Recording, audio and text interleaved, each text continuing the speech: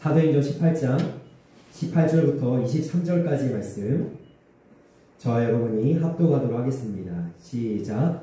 바울은 더 여러 날 머물다가 형제들과 작별하고 배 타고 수리아로 떠나갈새 브리스길라와 아굴라도 함께 하더라. 바울이 일찍이 서원이 있었으므로 갱그레아에서 머리를 깎았더라. 에베소에 와서 그들을 거기 머물게 하고 자기들은 회당에 들어가서 유대인들과 변론하니 여러 사람이 더 오래있기를 청하되 허락하지 아니하고 작별하여 이르되 만일 하나님의 뜻이면 너희에게 돌아오리라 하고 배를 타고 에베소를 떠나 가이사랴에 상륙하여 올라가 교회 안부를 물은 후에 안디옥으로 내려가서 얼마 있다가 떠나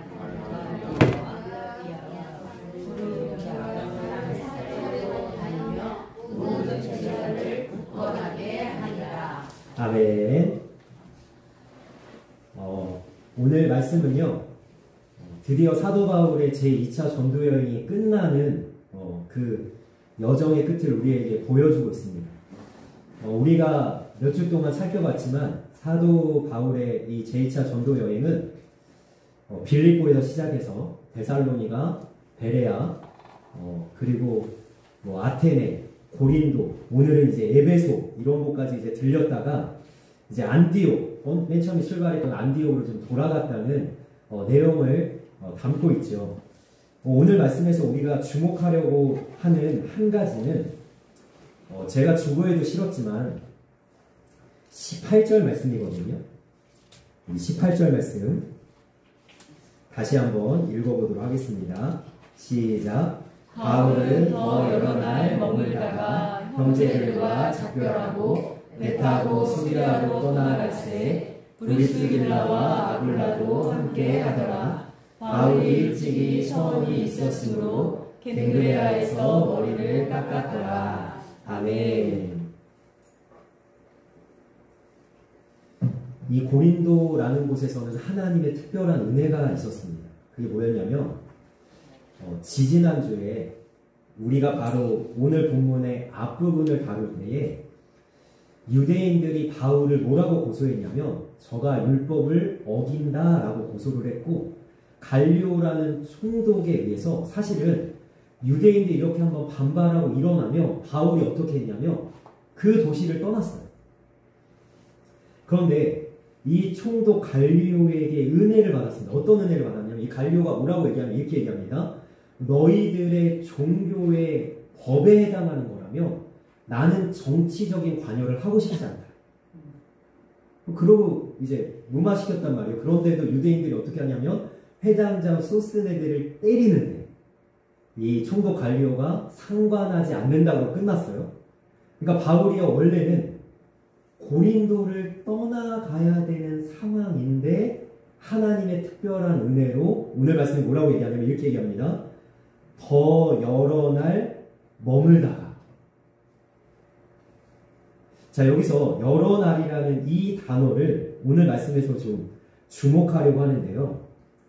여기서 여러로 번역된 헬라어 히카나스는 어원적으로 충분하거나 일반적으로 커다란 수량을 의미합니다. 그래서 우리나라 말로 번역을 하면 이렇게 되는 거예요. 즉 충분한, 충분하게 많은 이라는 의미입니다. 그러니까 바울이 하나님의 특별한 은혜로 고린도에 여러 날 머물렀다는 의미는 어떻게 머물렀냐면 충분하게 머물렀다는 거예요. 충분히 많이 머물렀다는 거예요. 그래서 오늘 이 충분하다 이 단어에 좀 주목을 해서 오늘 말씀의 은혜를 좀 나누려고 할 때 넉넉하다 그런 뜻입니다. 네. 그래서 저는 축복합니다. 이번 추석 연휴가 우리 성도님들에게 충만하고 충분하고 충분히 많은 그러한 은혜가 넘치는 추석 연휴가 되기를 주님의 이름으로 축복합니다. 아멘. 우리 어머니가 고백하신 것처럼 넉넉하고 네, 맛있는 음식 많이 드시고 살도 좀 찌시고 네, 기름지고 윤택하게 다음 주에 강건한 모습으로 만나기를 소망합니다. 아멘. 이번 추석 연휴가 참 길죠. 네. 정말 하나님의 은혜가 가득한 그런 추석 연휴가 되기를 바라는데, 여러분 저는 이 말씀을 나누면서 질문을 좀 던지고 싶습니다. 언제 충분하다고 고백하시나요? 아, 너무 충분하다, 넉넉하다, 야 만족한다. 언제 그렇게 고백하세요? 넉넉하다. 혹시 우리 성도님들 아주 좋은 일이 있을 때만 이런 고백하시는 거 아닌가요? 한국말이 대기가 어렵대. 말이 많으니까. 원래 어머니가 오늘 원래 평소에 말씀이 없었는데 오늘 명절이긴 한가 봅니다. 기분이 좋으신 것 같아요. 네, 기분이 좋으셔서 우리 어머니가 마음이 충분하신 것 같아요. 네, 너무 감사하고요. 저희 딸이 이제 아마 이제 친척들을 보러 가겠죠. 네, 친척들을 보러 가는데 용돈을 두둑히 받았어요. 친척을 만났는데 용돈을 자기가 생각하는 것보다 더 이상 막 오빠도 주고 막 이모도 주고 할머니도 줘가지고 막 용돈을 막 풍족하게 딱 받았을 때 여러분 뭐라고 고백할까요? 충분하다. 우리가 만약에 이럴 때만 충분하다고 고백한다면 우리는 인생을 살아가면서 사실 기쁠 때보다 안 기쁠 때가 더 많을 겁니다. 오늘 말씀을 보시면요, 18절에는 고린도에 여러 날 머뭅니다. 충분히 머물렀어요. 근데 이와 대조적으로 자, 20절과 21절 보세요. 바울이 고린도를 떠나 에베소에 도착을 했는데 에베소에서 이렇게 이야기합니다. 여러 사람이 더 오래 있기를 청하되 허락하지 아니하고 작별하여 이르되, 그러니까 에베소에는요 아주 잠깐 머무릅니다. 고린도에서는 여러 날 충분히 머물렀지만 에베소에서는 여러 날 충분히 머물지 못하고 잠깐 머물렀다가 바울이 떠나가는 거예요. 자, 그러면 바울에게 있어서 고린도에서의 여러 날은 충분하고 에베소에서의 잠깐은 충분하지 않았는가라고 하면 오늘 말씀의 핵심은 어디에 있냐면 21절에 있거든요. 자, 중간에 제가 해놨죠. 자, 보세요.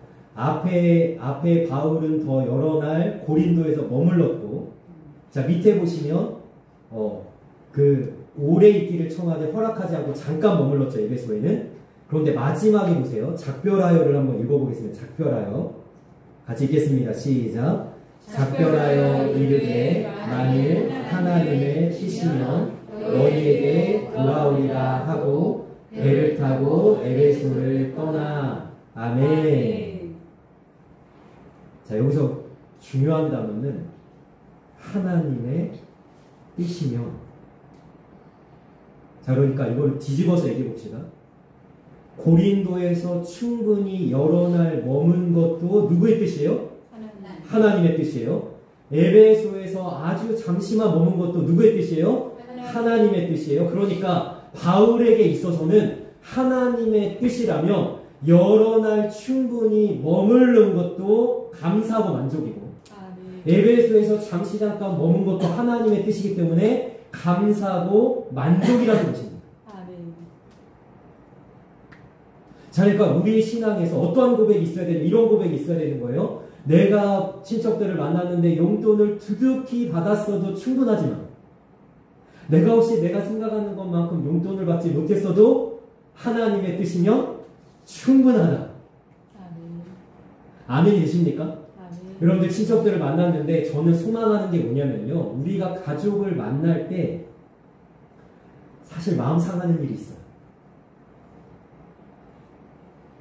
가족을 오랜만에 만나면은요, 너무 좋은 일만 있고 기쁜 일만 있고 맛있는 음식을 먹으니까 막 전을 막 부치고, 우리는 매주 전을 먹지만 명절 때 전을 부쳐갖고 막 전 냄새가 막, 어제도요 저희 아파트에 이제 옆집에 문을 열어놓고 이제 전을 붙이는 건데 그 전 냄새가 막 복도에 진동을 하는데요. 야, 추석이 왔구나. 전 냄새를 맡는데. 여러분 전을 붙여가지고 막 좋을 것만 같잖아요. 웃을 일만 가득할 것 같잖아요. 그런데 시어머니, 시아버지를 만나고 시동생을 만나고 시댁의 식구들을 만나면서 어떤 마음이 드냐면 마음에 상함이 있기 시작해요. 남편과 같이 내가 내 친정에 이렇게 이동을 하면서 그리고 내 친정에 가가지고 남편과 함께 시간을 보내는데 마음이 상하기 시작해. 내 자녀들이 와가지고 막 우리 집에 와서 같이 음식을 먹고 손주들도 있고 하는데 마음이 상하기 시작해. 그런 일들이 있다니까. 가족들을 만났는데 친척들을 만났는데 마음이 상하는 일이 있다니까요. 그러면 여러분 보세요. 내가 이 설 연휴, 이 추석 연휴 기간 동안 좋은 일이 있고 감사할 일이 있고 너무나 풍족하다, 잘 먹었다, 야 다툼도 없었다 라고 할 때만 충분하다고 고백할 것입니다. 아니면 혹여라도 다툼이 있었고 불평도 있었고 좀 부딪힘이 있었어도 내가 사도 바울처럼 야 이것도 하나님의 뜻이구나 라고 고백하면서 충분하다고 고백할 것인가? 우리의 신앙의 태도를 어떻게 가질 것인가? 여러분 사실은요 우리가 추석 연휴 시작하면서부터 전쟁입니다. 전쟁이에요. 무슨 일이 일어날지 몰라요. 사도 바울은요 자기 마음이나 감정, 자기의 상황이나 환경, 자기 주변에서 무슨 일이 일어나는지보다 더 중요하게 생각한 것은 이거 하나였다는 거예요. 하나님의 뜻이요. 그래서 우리의 인생에는요 여러분들이 원하든 원하지 않든 두 가지가 동시에 옵니다. 고난이 올 때 모두 같이 올까요? 은혜가 오고 은혜가 있을 때 또 뭐가 찾아오냐면 고난이 찾아옵니다. 여러분 제가 이거를 지어낸 이야기가 아니라 제가 만들어가지고 지금 이야기하는 게 아니라 여러분 성경의 이야기를 보면 이것이 증명이 되는데요. 모세가 80살이 되었을 때 40살이 되었을 때죠. 이제 80살 되었을 때는 하나님께서 그를 부르셨고 그가 40살이 되었을 때 애굽의 바로의 공주의 아들로 살다가 애굽 사람을 쳐 죽인 것 때문에 모세가 하루아침에 도망자 신세가 됩니다. 그래서 미디안으로 멀리 도망을 가서 거기서 감사하게도 이 은혜를 입어가지고 시보라라는 한 여인과 결혼하게 되고 그리고 미디안의 제사장으로 알려진 그 장인을 만나서 그 집에서 이제 그 장인의 양을 치면서 지내는데 그럼 모세가요 왕궁에서 지내다가 이제 고난을 당한 거잖아요. 미디안이라는 알지도 못하는 땅에 도망을 가서 자기가 이런 고백을 합니다. 말씀 볼까요? 자, 이 모세가요 아들을 낳아요. 그 미디안 땅에서. 자, 첫째 아들의 이름을 뭐라고 짓냐면 게르솜이다 짓습니다. 근데 그 뜻이 뭐냐면 내가 나그네가 되었다는 거예요. 이방에서 나그네가 됐다는 건 뭡니까? 자기가 말도 통하지 않고 그 피부색도 다른 민족에 들어가서 자기가 그동안 살던 터전을 떠나가지고 자기가 나그네가 됐어요. 고난이 있어요. 근데 모세가 이 고난 가운데 무엇을 고백하고 이렇게 고백합니다. 둘째 아들을 낳았는데 이름을 엘리에셀이라고 짓습니다. 자기는 이방에서 나그네가 되었다 게르솜이라고 첫째 아들 이름을 지었는데 그 나그네로 살아가는 고난 가운데도 뭐가 있었냐면 이는 내 아버지의 하나님이 나를 도우사 바울의 칼에서 구원하셨다 함이더라. 아멘. 여러분 고난 중에 있지만 고난만 있는 게 아니라 모두 같이 있어요. 하나님의 도우심과 은혜도 같이 있더라는 거예요. 그래서 이 말씀을 제가 정리해 보니까요. 자 보세요. 나그네 되었으나 하나님의 도우심이 있었고 그런데 한편 또 생각해보니까 하나님의 도우심이 있으나 또 뭐가 있어요? 나그네로 살고 있어요. 이것이 우리의 인생이지 않습니까? 자, 넘겨주시겠어요? 자, 같이 한번 읽어볼까요? 시작. 고난 중에 은혜가 있고 은혜 가운데서도 고난이 있다. 아멘. 2주 전에 저희 장로님이 뇌졸중으로 갑자기 쓰러지셨습니다. 중환자실에 계시다가 지난 목요일에 일반 병실로 옮기셨는데 주치의의 말로는 전혀 호전되는 게 없대요. 악화만 되지 않을 뿐이지 이게 전혀 호전되는 게 없다. 그리고 가망이 없다. 오늘 돌아가셔도 이상할 게 없다. 지난 2주간 저희 가족들은 우리 장모님의 손주들까지 비롯해서 다 고난 가운데 있습니다. 지금요, 이 2주가 한 2년 같아요. 시간이 너무 더디게 가고요. 병원을 계속 왔다 갔다 하고요. 그러면서 한편에서는 뭐가 올라오냐면 슬픔이 올라오기 시작해요. 우리 장모님을 떠나보내는 그 마음의 인간적인 아픔이 있잖아요.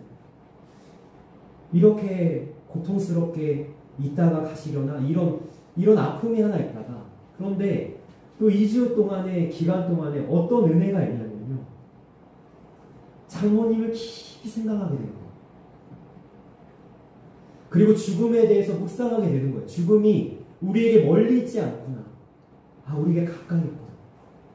우리 장모님이 연세가 있어서 그냥 쓰러지는 것이 아니라 저같이 젊은 사람도 어느 날 어느 순간 쓰러져서 죽음을 맞이할 수 있잖아요. 죽음이 가까이 있구나. 그러면서 이 중간중간에 하나님께서 은혜를 많이 주시는데 그게 뭐냐면요. 저희가 중환자실에 이제 한 열흘 정도 머무셨으니까요. 병원비가 보통이 아니었습니다. 몇 천이 나왔거든요. 너무 감사하게도요. 국가에서 처리가 됐어요. 무슨 처리가 됐어요. 제가 무슨 처리인지 저희 아내가 얘기를 했는데 무슨 처리인지 모르겠어요. 10분의 1만 내면 된다는 거예요.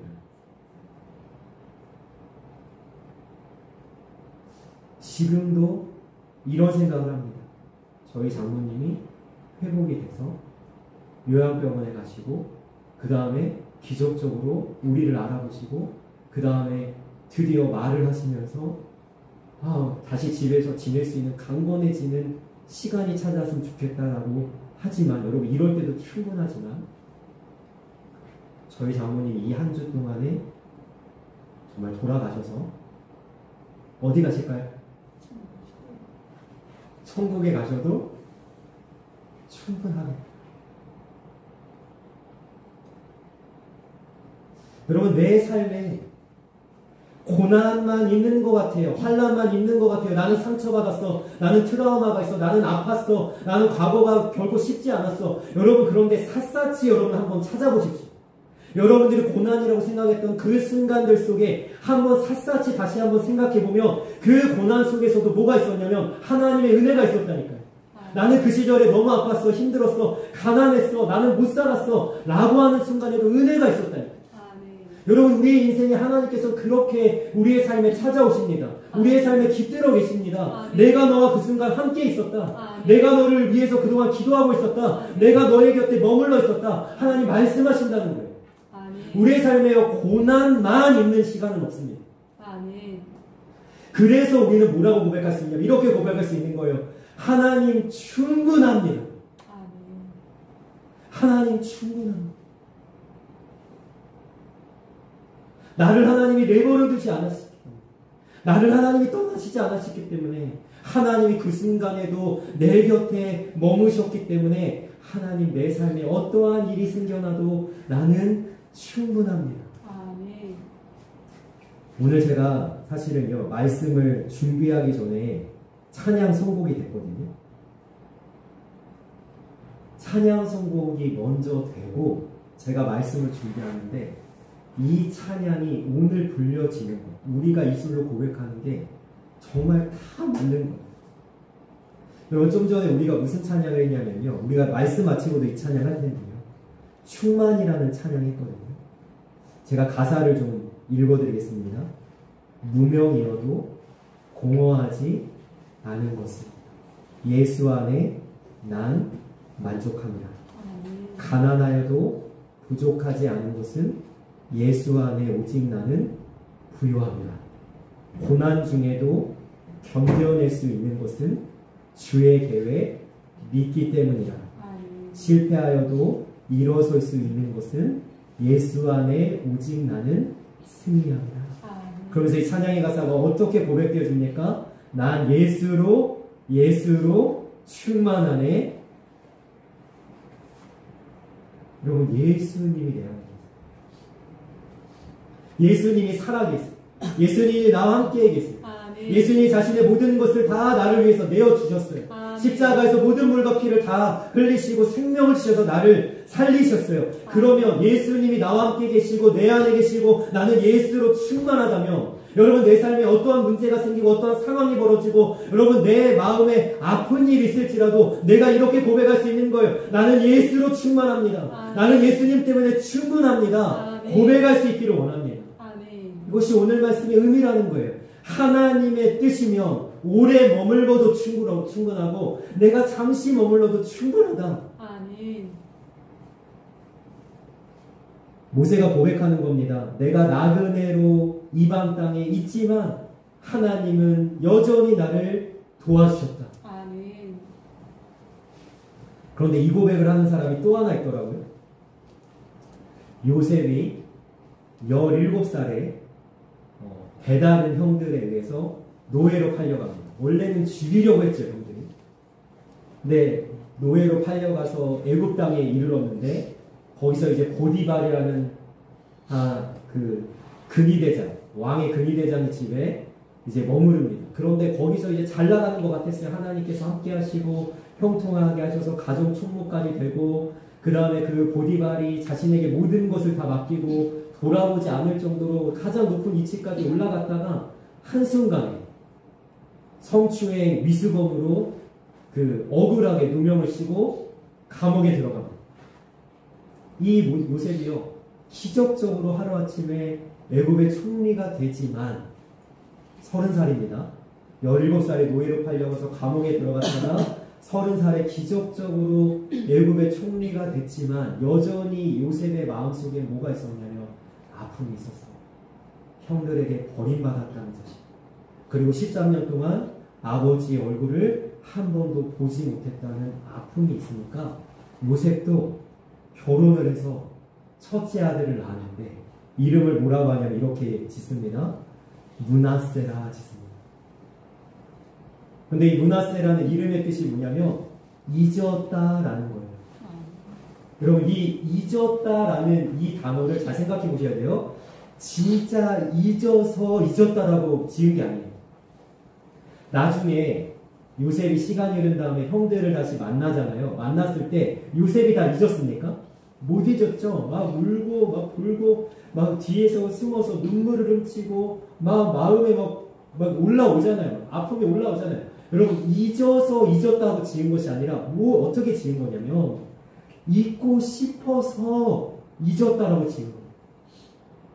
요셉에게 잊고 싶은 상처와 아픔이 너무 많았어요. 우리에게도 혹시 그런 것이 있지 않나요? 그런데 이 잊을 만큼, 잊고 싶을 만큼의 고난이 있는 가운데 여러분, 둘째 아들을 낳았는데 뭐라고 짓냐, 이렇게 짓습니다. 차남의 이름을 에브라임이라 하였으니 하나님이 나를 내가 수고한 땅에서 번성하게 하셨다. 네. 자기는 여전히 아픕니다. 여전히 트라우마가 있습니다. 상처가 있습니다. 여전히 떠올리기만 해도 눈물이 나는 그러한 일이 있단 말이에요. 그런데 그 가운데서도 하나님은 은혜를 주셔서 자기를 번성하게 하셨다는 거예요. 고난 가운데도 뭐가 있어요? 은혜가 있어요. 그래서 우리가 고백하는 거예요. 충분하다. 내 인생을 인도하시는 하나님의 뜻이 있기 때문에, 내 삶을 붙잡아 가시는 하나님의 은혜가 있기 때문에 나는 내 삶에 어떠한 일이 생기고 어떠한 문제가 생기고 어떠한 고난 가운데 있어도 나는 충분하다 고백할 수 있는 겁니다. 그 다음에 문장을 한번 같이 읽어봤으면 좋겠는데요. 같이 읽겠습니다. 시작. 잊고 싶을 만큼 상처와 아픔이 있었지만 하나님이 나를 번성하게 하셨다. 하나님께서 번성하게 하신 가운데서도 여전히 잊고 싶은 상처와 아픔이 남아있다. 아멘. 여러분, 이것이 우리에게 동시에 찾아옵니다. 내가 잊고 싶을 만큼 아픔과 상처가 있는 가운데서도 하나님이 나에게 쉼없이 은혜를 부어주세요. 내 하나님의 은혜를 경험해서 감사하는 가운데서도 내가 마냥 기쁘고 웃고 즐겁지만은 않아요. 왜냐하면 또 그 은혜 가운데서도 나에게는 고난이 있기 때문에. 그러면 그 다음 보시겠어요? 자, 우리의 질문은 이겁니다. 하나님은 도대체 왜 이렇게 하세요? 아니, 우리를 사랑하시면은 고난은 제해주시고 고난은 없애주시고 고난에서는 우리를 면제시켜주시고 은혜만 가득 주시고 사랑만 부어주시고 우리를 잘되게만 하시지 왜 하나님께서는 고난도 주시고 은혜도 주시고 왜 은혜도 주시고 고난도 주시는가? 여러분, 그 해답은요 전도서에 있거든요. 같이 한번 읽어보겠습니다. 시작. 형통한 날에는 기뻐하고 공고한 날에는 되돌아보아라. 이 두 가지를 하나님이 병행하게 하사 사람이 그의 장래일을 능히 헤아려 알지 못하게 하셨느니라. 아멘. 그럼 말씀은 이제 여기까지 있는데 제가 이제 해석을 가로 안에 넣어놨습니다. 하나님이 만약에 나에게 은혜를 주셔서 형통한 날이 있을 때는 뭐 하라고요? 기뻐해라. 그리고 공고한 날이 있어요. 고난이 찾아왔어요. 아픔이 있습니다. 그럴 때는 뭐 하라고요? 되돌아보아라. 내가 정말 신앙의 걸음을 제대로 걷고 있는지, 내가 정말로 하나님과 바른 관계를 맺고 있는지, 우리가 좀 전에 말씀 전에 찬양했듯이 사랑합니다. 나의 예수님, 이 내 구주 예수를 더욱 사랑해야 되는데 내가 주님을 진실로 전심을 다해 사랑하고 있는지 되돌아보라는 거예요. 그런데 이 두 가지 일이 우리에게 동시에 올 때에 사람이 그의 장래일을 능히 헤아려 알지 못하게 하셨느니라. 아멘. 나는 내일 고난이 올지 은혜가 임할지 알지 못합니다.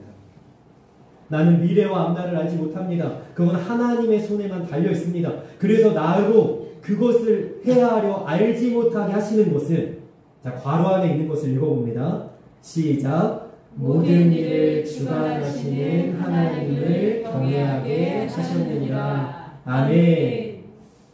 여러분, 저는요 우리 장모님을 위해서 계속해서 기도하고 있습니다. 하나님 빨리 회복됐으면 좋겠습니다. 하나님 빨리 강건해졌으면 좋겠습니다. 다시 우리랑 눈을 맞추고 대화하는 날이 왔으면 좋겠습니다. 그런데 한편으로는 또 무슨 기도를 하냐면 하나님 좀 천국으로 빨리 데려가 주십시오. 이 고통을 빨리 끝내주시고, 얼마나 고통스러우시겠어요. 표현하지 못하지만 하나님 빨리 고통도 아픔도 없는 곳으로 데려가 주십시오. 이런 기도도 합니다. 여러분, 내 어떤 기도를 하나님 들으실까요? 쓰러져 있는 장모님을 위해서 할 수 있는 것이 저로서는 아무것도 없어요. 그래서 하나님께 다 맡기는 거예요. 하나님만 하실 수 있어요. 제가 목요일에 장모님을 뵙고 중환자실에서 일반병실로 옮겨가는 것까지 다 보고 나서 교회에 왔는데 제 마음 가운데 너무 슬픈 거예요. 너무 막 마음이 무너져 내리는 거예요. 근데 하나님께서 저에게 말씀을 하나 떠오르게 하시더라고요. 무슨 말씀을 떠오르게 하냐면 살리는 것도 죽이는 것도 나다 말씀하시더라고요. 올라가게 하는 것도 내려가게 하는 것도 나다 하나님 말씀하시더라고요. 그런데 저는요 계속해서 하나님한테 사실은요 이렇게 구하고 있는 거예요. 하나님 더 살게 해주세요. 더 살게 해주세요. 생명과 죽음의 주관자가 하나님이신데 하나님 앞에 내가 내 걸 구하고 있는 거예요. 하나님 죽이지 마세요. 하나님 천국 데려가지 마세요. 그런데 제 마음이 갑자기 편해졌어요. 왜 편해졌냐? 다 하나님한테 달렸잖아요. 우리 성도님들의 삶이 누구에 달렸어요? 아둥바둥 살아보셨잖아요. 잘 살아보려고 뭔가 애써 보셨잖아요. 내가 그동안 뭔가를 잃어보려고 여러분 시간을 투자하고 여러분들의 노력을 다 쏟아부었던 시간이 있었잖아요. 그런데 잘 된 일도 있고 안 된 일도 있잖아요.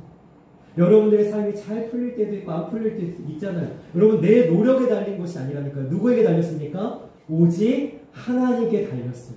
그래서 하나님께서는요. 고난과 은혜를 병행하게 하사 오직 내 모든 인생의 주관자 되신 하나님을 경외하게 하는 거예요. 너는 나만 바라보라는 거예요. 너의 모든 삶이 나에게 달렸으니 나에게 기도하고 나에게 무릎 꿇고 나에게 매달리고 나를 붙잡아라. 하나님 말씀하시는 거예요.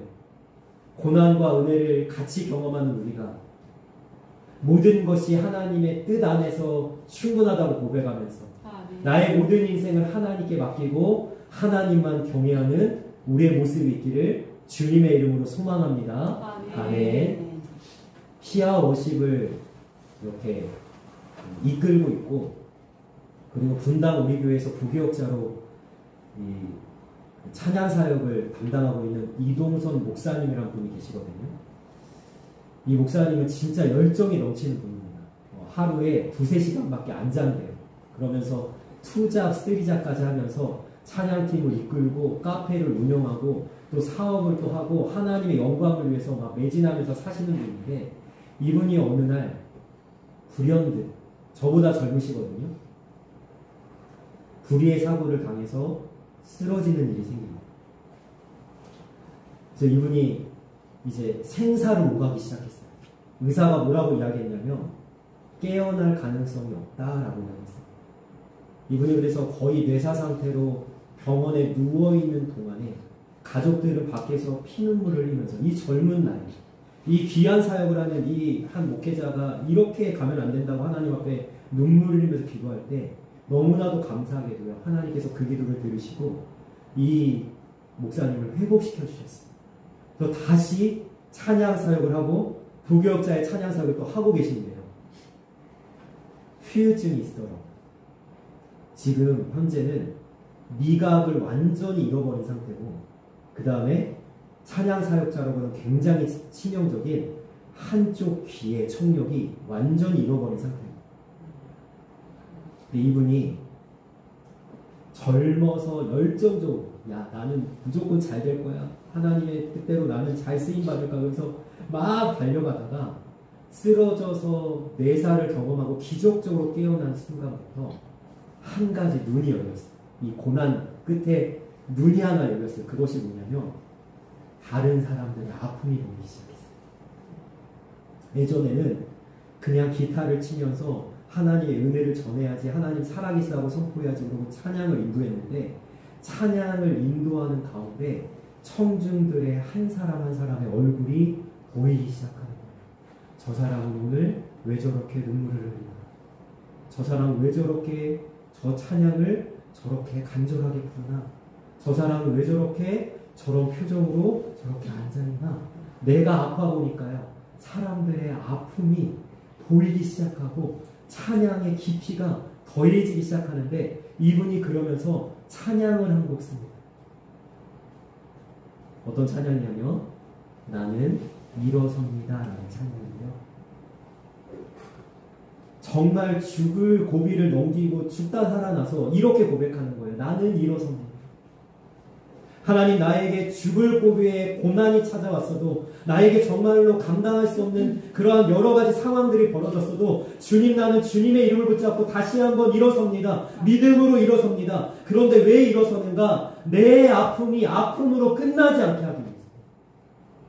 내가 아픔을 통과했으니 이제는 이 아픔을 아프게 두지 않고 어떻게 하냐면 다른 사람의 아픔을 보듬어안고 그들을 치유하고 그들을 회복하고 내 아픔이 하나님의 은혜로 사용되기 위해서 나는 일어섭니다. 저는 선포합니다. 우리의 고난은요 고난으로 끝나지 않습니다.